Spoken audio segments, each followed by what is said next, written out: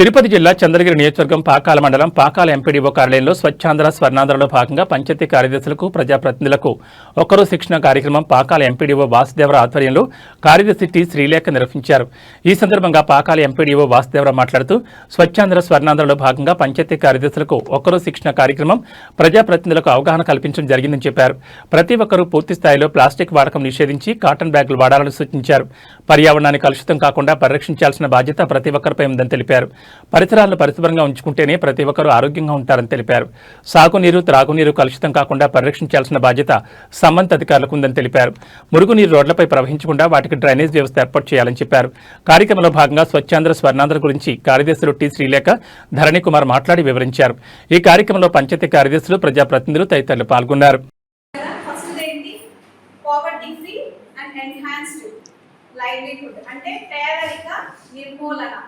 అంటే పేదరికం లేని గ్రామ పంచాయతీలుగా తయారు చేయడం. రెండోది హెల్తీ విలేజ్. హెల్తీ విలేజ్ అంటే ఆరోగ్యవంతమైన విలేజ్ గా తయారు చేయడం. మూడోది ఏంటి? తర్వాత ఫిఫ్త్ వచ్చి ఇదే క్లీన్ అండ్ క్లీన్. తర్వాత వాటర్ సఫిషియెంట్ విలేజ్. తర్వాత సెల్ఫ్ ఇన్ఫ్రాస్ట్రక్చర్ అంటే సమృద్ధిగా మన గ్రామ పంచాయతీని అన్ని భవనాలు, తర్వాత రోడ్లు, ఇవన్నీ కూడా అన్నీ ఉండాలి. అంటే ఇప్పుడు గ్రామ పంచాయతీ సచివాలయం లేకుండా ఉండే గ్రామ పంచాయతీలు చాలా ఉన్నాయి. గ్రామ పంచాయతీ సచివాలయం ఉండడము, బిఎంసీలు ఉండడము, తర్వాత ఇంకా ఏం కావాలి మనకి చాలా ఇంపార్టెంట్ గా అంగన్వాడీ కేంద్రాలు అన్నింటినీ ఉండడం, స్కూల్స్, తర్వాత ట్యాంక్స్, రోడ్లు, ఇవన్నీ కూడా సఫిషియంట్ గుడ్ గవర్నెన్స్ అంటారు.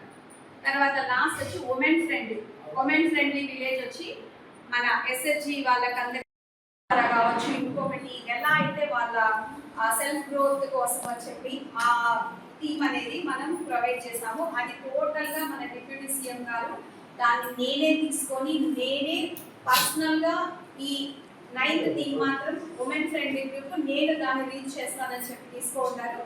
రిమైనింగ్ ఉత్సాహంగా పాల్గొంటున్నటువంటి మహిళా ప్రజాప్రతినిధులకి నా యొక్క ప్రత్యేకమైనటువంటి ధన్యవాదాలు మరియు నమస్సులు కూడా. ఎందుకంటే మీరు చాలా యాక్టివ్గా ఈ శిక్షణా కార్యక్రమంలో మీ అభిప్రాయాన్ని తెలియజేస్తూ, అంటే ఇప్పుడు నాకేమనిపిస్తుందంటే ఖచ్చితంగా ప్రభుత్వం ఏదైతే చెప్తాదో అది మీరు ఖచ్చితంగా ఇంప్లిమెంట్ చేస్తారన్న ఒక భరోసా అవుతుంది. మరియు మా టీఓటీ అయినటువంటి శ్రీలేఖ గారు చక్కగా వివరిస్తున్నారు. మీకు ఇంకేదైనా డౌట్ ఉన్నా కూడా వారిని అడిగి తెలుసుకోండి. మన పాకాల మండలము మన రాష్ట్రంలోనే నెంబర్ 1 స్వచ్ఛతా గ్రామాల పరంగా ఉండేటట్టు నిలిపేటట్టుగా మనం ప్రయత్నం చేయాలి. మనం దాంట్లో విజయం సాధించాలని కోరుకుంటూ ఈ శిక్షణా కార్యక్రమాన్ని కొనసాగించవలసిందిగా కోరుతున్నాం.